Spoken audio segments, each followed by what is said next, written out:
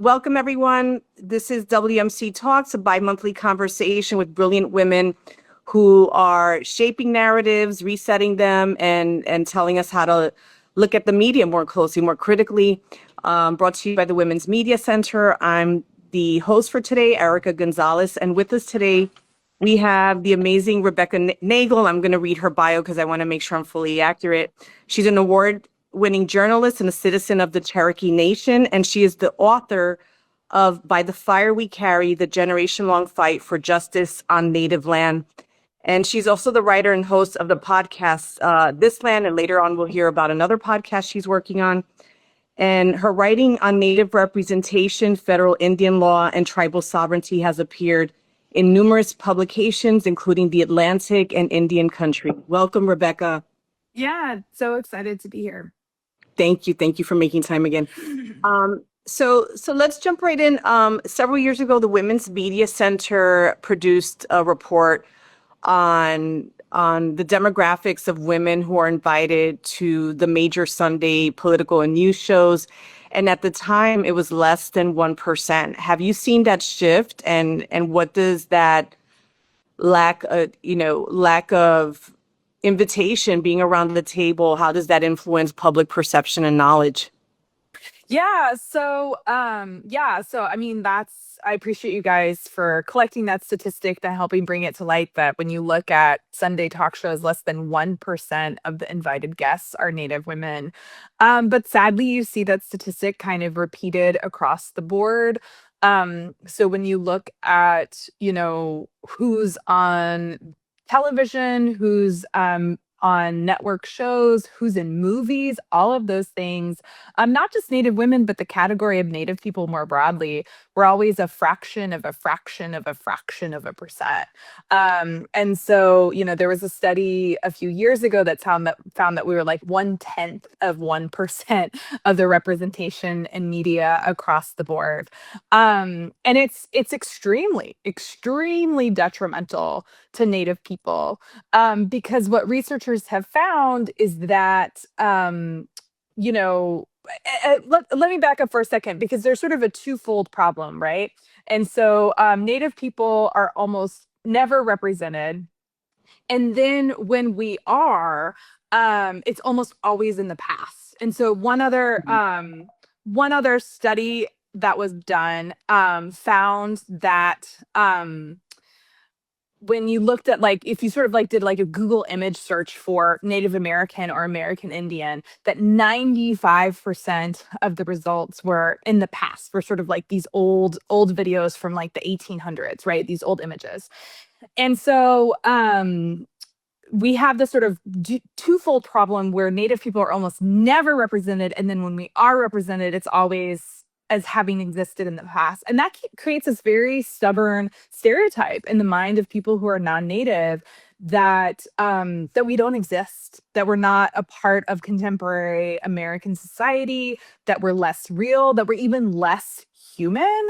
And it absolutely leads to us being not included in important policy decisions. I mean, sort of you name it. And so it's a big problem. And so that statistic is kind of sad and it's almost shocking, but it's one of those things where I'm not surprised by it because it's so common. I've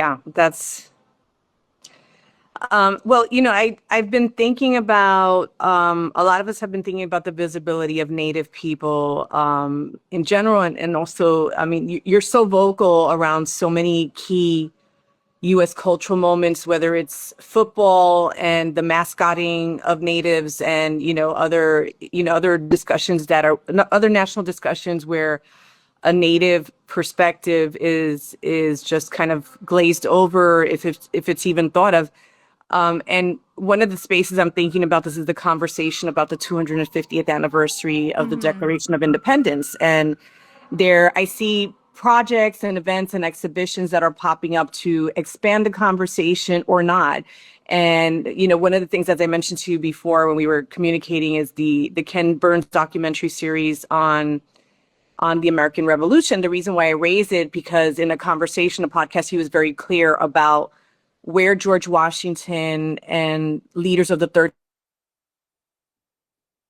respect to the treatment of natives, and they're already at the quote unquote founding their concept of a 13 colonies and beyond. Hence why they called it the Continental Army. They didn't call it the Army of the 13 Colonies or the Army of the Northeast. So there was definitely what he says is an agenda there. And I would love to hear how you and other Native women are talking about this anniversary, how you're framing it. And I know you also have a new podcast project that we'd love to hear about.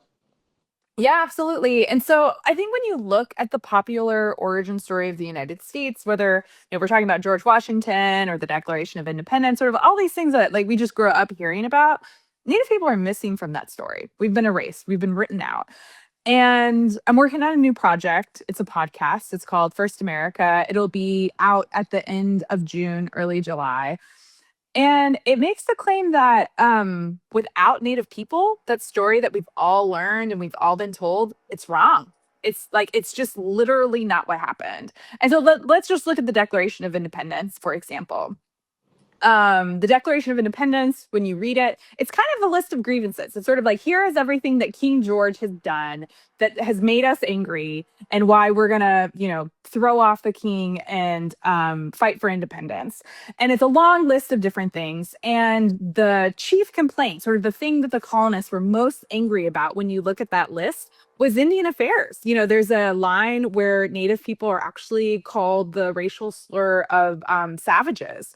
And that line actually has a lot of context. And so we sort of learn the popular story of the American Revolution as it being about, taxes and representation. And this is the thing that the colonists were really angry about. But actually, when you look at the history, the thing that they were most upset about was that they wanted more native land. And so Britain, basically, because it didn't feel like it could fight more wars with indigenous nations in North America, had told the colonists that they couldn't move west past Appalachia, past the Appalachian Crest. And that made them really angry. And, years before there was armed conflict in Boston over taxes and things like that, colonists were actually attacking British troops over their peace policies and their trading policies with indigenous nations. And so it's been written out of the story, even though it's like right there in the Declaration of Independence. But one of the main reasons we even get to the revolution, we even have an American Revolution, is because the colonists wanted more indigenous land and the king was telling them no.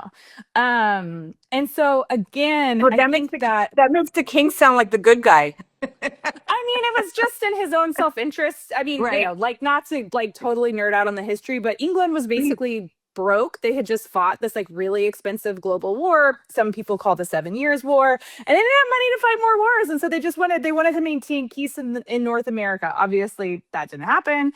Yeah. So, I mean, it's not that England had like more like tenderness towards indigenous people. It just, that's what served their self-interest at that time.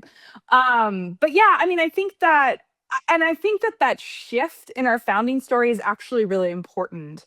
One of the things that I keep hearing over and over again this past year is this is un-American. How could this be happening in the United States? This is unprecedented. This is un-American.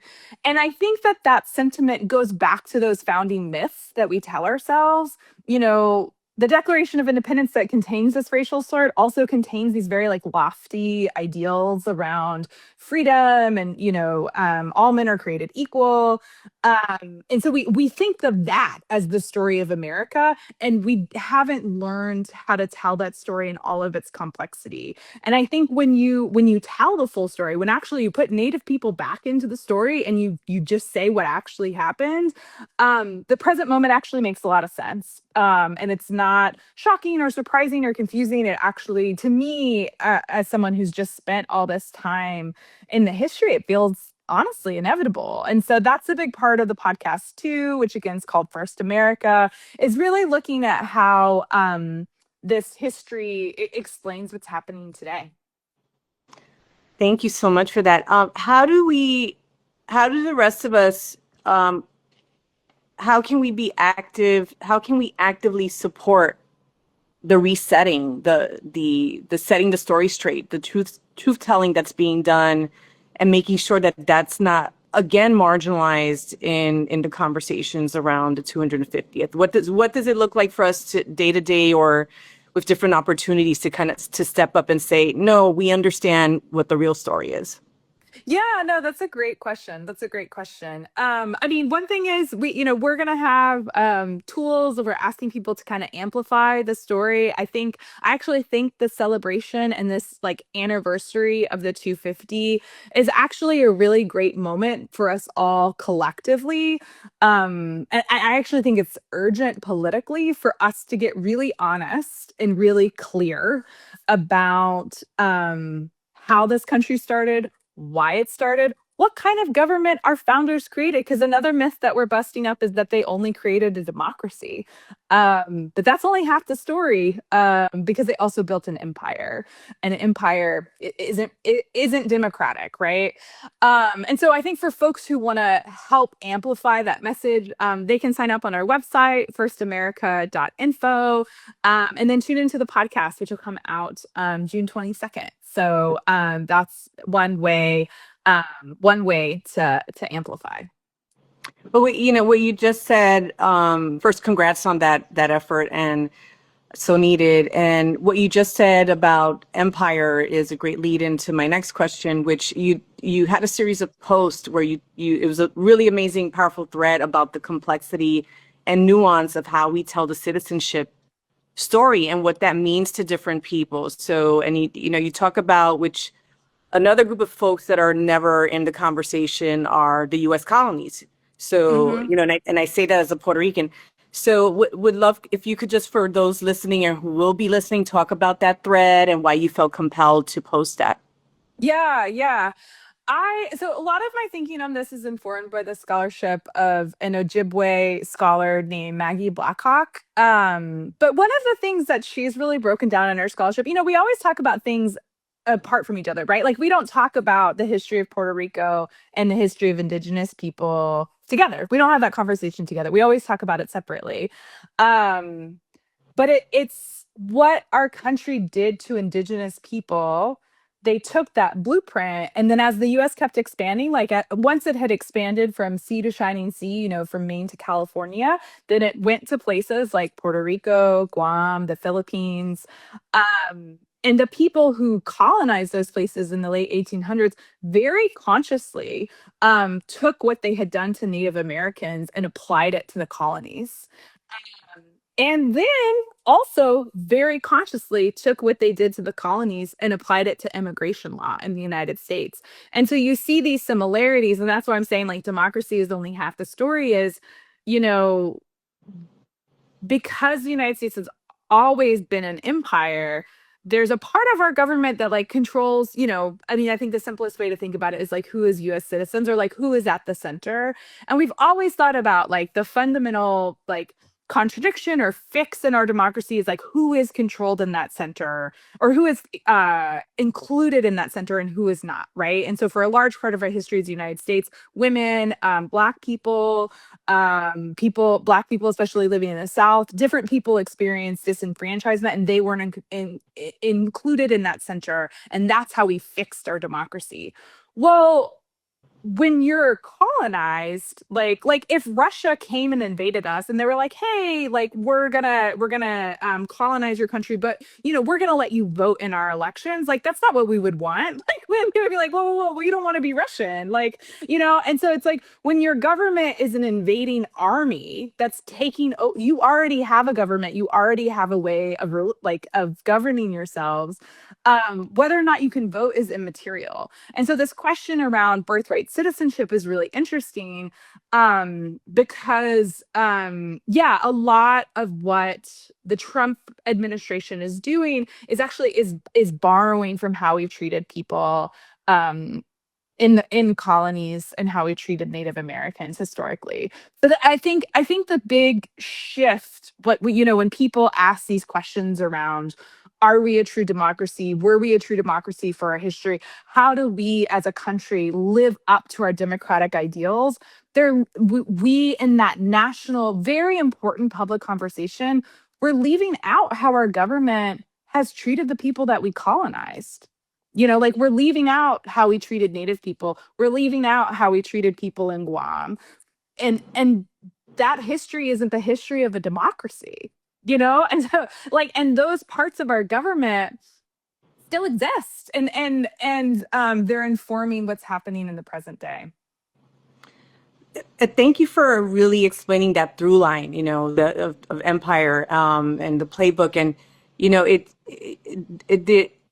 a lot of people don't know that some of the same military leaders that were a part of campaigns that slaughtered natives were also on the battlefields in terms of 1898 and the takeovers.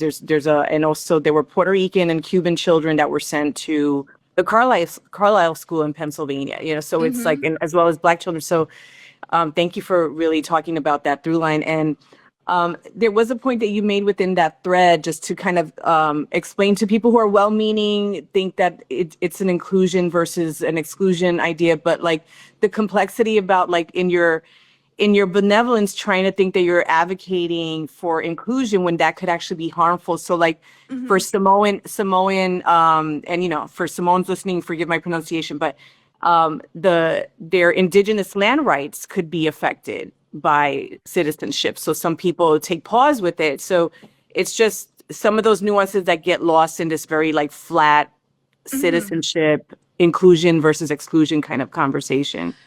And it's actually, I feel like we're at this very critical moment in history where like we have to understand this. Like it's not like, oh, we're like missing the nuance. It's like we don't understand what the rise of authoritarianism and like what is happening in the United States today because we don't understand this history. So like one thing, and I'm sure like this history better than I do, but one thing I hear is people this fear that the military could be used against civilians. And it's like we bombed Puerto Rico. Like we bombed civilians in Puerto Rico. Like, do you know how often the military has been used against civilians? It's not new. And Right. and we're seeing these scary things happening today because they happened in the past and we didn't go back and fix it. Right. Right. So, I want to switch into another topic that you wrote about recently in one of your recaps on Substack, which is like local and federal legislation that's being introduced or pushed in terms of having these truth and reconciliation commissions. So, would love for you to just talk about the issues that those commissions are addressing, and also it seems to me that these truth and reconciliation commissions have become standards in other parts of the world, and whereas Mhm. it's taken so long here, or it feels like it's lagging. So it sounds like this is a great, even though long overdue, it sounds like it's a great step forward, possibly. Yeah, yeah. I think so the what you're talking about specifically, there's a bill in Congress that's been introduced by two Native lawmakers, Sharice Davids, who's Ho-Chunk and Democrat and from Kansas, and Tom Cole, who is Chickasaw and Republican from Oklahoma. And the bill would be to create a Truth and Reconciliation Commission for the history of boarding schools. And boarding schools was a federal US policy where it kind of happened at the end of a long period of pretty extreme violence against Native people. And the government decided to shift and say, okay, instead of using war and the military to push Native people onto shrinking reservations, what we'll do is we'll take the kids and we'll put them into like basically assimilation camps. And then they won't be native anymore. And then we won't have, what lawmakers at the time called the Indian problem. And so at the schools, kids faced widespread abuse and neglect.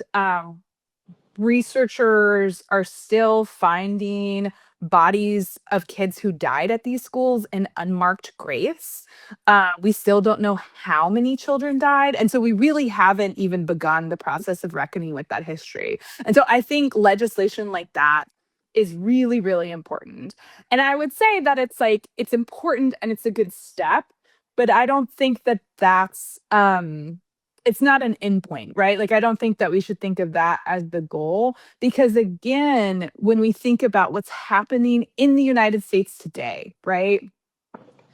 a lot of it is happening because we gave specifically the president a lot of power, over colonies, over indigenous people, and we never took that power away. So just like we would be afraid of any other government that has done things like commit genocide, right? You would think, okay, like, to make sure that that kind of violence doesn't happen again, we need some structural change here. We need to put up some guardrails. We need to look at how that happened, and change it. And instead, what we have in the United States is we haven't ever had that edit or that moment with the way that we colonize people, like we have in some other areas of the weaknesses of our democracy.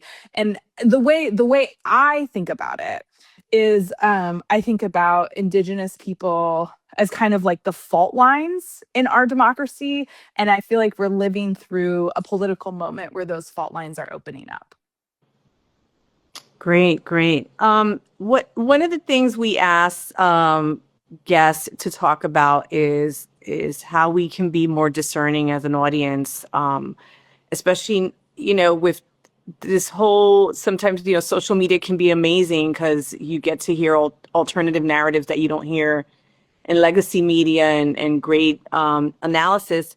And then sometimes, with AI and people are repackaging information that was already faulty and no one's like questioning, the being really rigorous in terms of questioning what's put out there. So would love to hear from you. Whether we're watching, a broadcast news or looking at content on social media that's supposedly about Native First Americans, what are the questions we should be asking? Yeah, no, that's a great question. Yeah, and the scourge of AI slop has really is really adding to the misrepresentation of Native people online. And so there are AI accounts that are posing as Native people, that aren't real. And so that happens a lot. Like there was even one that was stealing my content, like just straight up reposting my content as if it was theirs. And so that type of thing, unfortunately, is very common. I think the best thing to do is to go to native sources. So, some sources for news are, ICT News, um, also, Indians.com, that's with this D, and Native News Online are a few. On Instagram, there's an account called indigenous.tv that basically posts headlines and a lot of stuff that's going on, in Indian country in the US and Canada that I think is great. So those are a few places to start. And then what those places post, are actual native people because it's not AI slop. They're like genuine.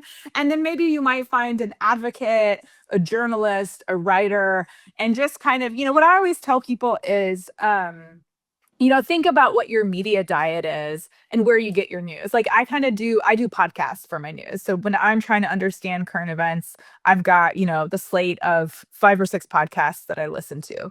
Um, and so if that's you, then find podcasts like All My Relations, or Native America Calling that are native made that you listen to. If you get most of your news on Instagram, if you get most of your news in print, find native outlets, or even there are some outlets that are non-native but have an Indigenous affairs desk. A couple examples are, Grist and High Country News. And so I feel like sometimes, I feel like that's also a good standard of like, okay, I want to read a magazine, but I want to know whether or not that magazine is doing a good job of covering Native issues. One of the best ways to tell is if they've invested in it, right? Like if they've actually like put their money where their mouth is. And so if there's an Indigenous affairs desk, usually that means that they've made that a priority. Who has an Indigenous Affairs desk that's not in an Yeah, Grace and High Country News. okay, okay. It's like, and really, there's a Feel like that vendor. should be a standard. Yeah, it should be. It really should be. And I hope that at some point it is. And then you will see NPR, like I'll just say it, they should have an Indigenous Affairs desk, but they don't. But a lot of the member stations do. So like where I live, my local NPR station is KOSU, and they have an Indigenous Affairs desk. And so there's a lot of really good local reporting, especially in places like Oklahoma, where there are more tribes and more indigenous people and where there are Indigenous Affairs correspondents. And what we would love to see from NPR is that reflected in the national desk, but we're not quite there yet.